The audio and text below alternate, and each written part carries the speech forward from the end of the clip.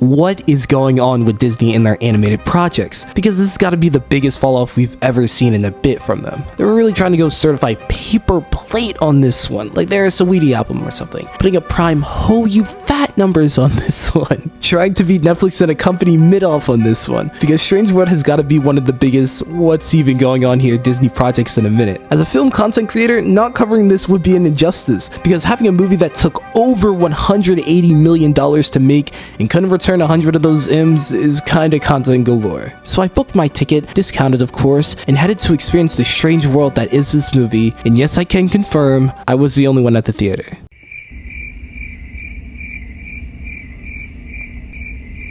And after giving an in-depth watch and doing some mild research, I'm here to tell you what is wrong with Strange World. Real quick, we are about halfway to hitting 1,000 subs, so if you are new to the channel or just lurking, please, like the vid, sub to the channel. With big plans, would love to have you along the way. Now back into the video.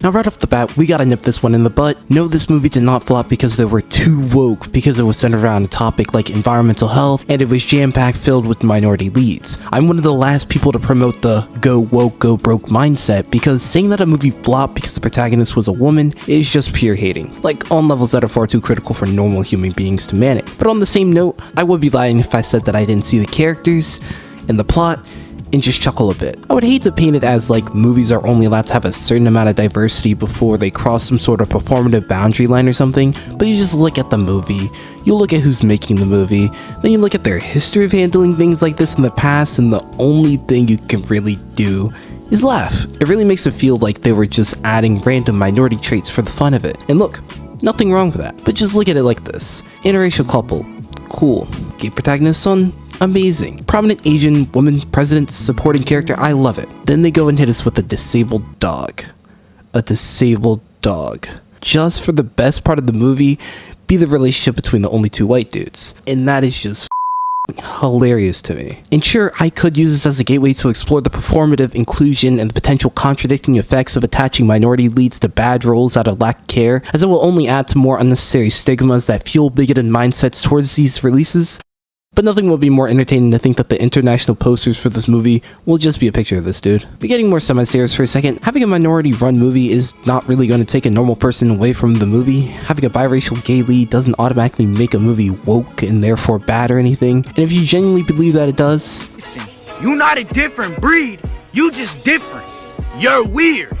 Goofball. While being the product for a lot of unfortunate circumstances, I believe that the main culprit that led to this underperformance, and I'm sure the thousands of people who have said this on Twitter would agree to, is that no one knew this movie even came out. I saw like one passing ad on YouTube and it seemed it was going to come out in 2023 because it was the first time I had even heard of it. All of a sudden I get a text from a friend saying that she watched it, and I'm like, bro, I didn't even know it dropped, and this is my job. Well, sort of. Maybe they thought the Disney clout or the minority points was gonna get them, and that Black Twitter would just take care of the rest, and hey, maybe it would've worked if it wasn't dropped pretty close to Wakanda Forever's release date. We're already kinda busy this month. But you would think that a movie with such a grand message as global warming and caring for the environment would have a bigger marketing budget than a single paid promo on TikTok. Yet you would sadly be mistaken. Could have had a stay-in Twitter classic if they would have had the same marketing team as whoever was behind the Smile campaign. Now that was truly a movie I couldn't escape for 2 to 3 months. Instead, we were left with a severely underperforming movie that I didn't even know was a theatrical release. I was gonna give it the benefit of the doubt of the lack of publicity to it just being a made for Disney Plus release like Luca or Soul, but one, I can at least remember those movies being pushed heavy, and two, it's not a Disney Plus release,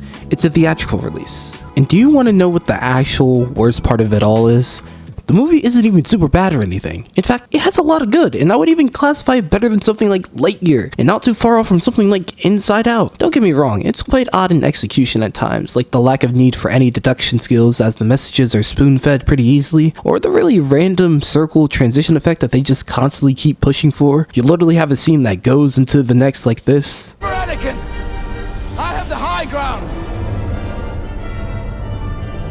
You underestimate my power. Can I put my balls in your jaw? Your jaw. Balls in your jaw. They also copied the can't throw a ball because the main character doesn't have a dad joke from the Lego Ninjago movie, except it isn't nearly as good or as satisfying in the execution. But look, most of the drawbacks can be chalked up to it just being a kids movie. The film is worth more than losing $100 million in the box office. It had its moments, like the joke in which they play around with the Disney animated movie stigma of losing a parent, which was pretty funny, and the entire setup of it all taking place on top and inside of a giant organism was also a very solid setup. Even if it did end up leading to a pretty rushed resolution, it's just such a coincidence that the first ever Disney animated film with a gay lead who is also black ends up being one of the lowest performing and lowest scoring Disney animated movies of all time. So much of a coincidence, however, that some are thinking that maybe it's not a coincidence at all. Now, putting on my conspiracy cap for a second, it's become a popular notion that maybe this tanking wasn't due to the results of just some unfortunate coincidence. Some are saying that the Big Mouth simply had some mischievous intentions at play here. It's well known that Disney has been in somewhat hot waters, especially with the high willingness of censorship of LGBTQ to appease overseas markets, from the pushing to censor a gay kiss in Lightyear before having pushback from Pixar until it was inevitably capped, to actually censoring same-sex affection and turning red as revealed by Pixar employees themselves, both of which are Disney Pixar animated films that have come out in this very same year as Strange World in 2022. So maybe this was just a disregarded release made to cover their own tracks and make headlines, but never something they actually took serious, especially enough to where they were willing to sacrifice their overseas numbers for it. If true, it could show how vindictive the minds could turn to in the chase for a good public perception. The theory goes as such: they released a pretty diverse film without giving too much public attention to it. The film gets review bombed by those angry enough to care about a character's race and sexuality, and not the actual content of the movie itself.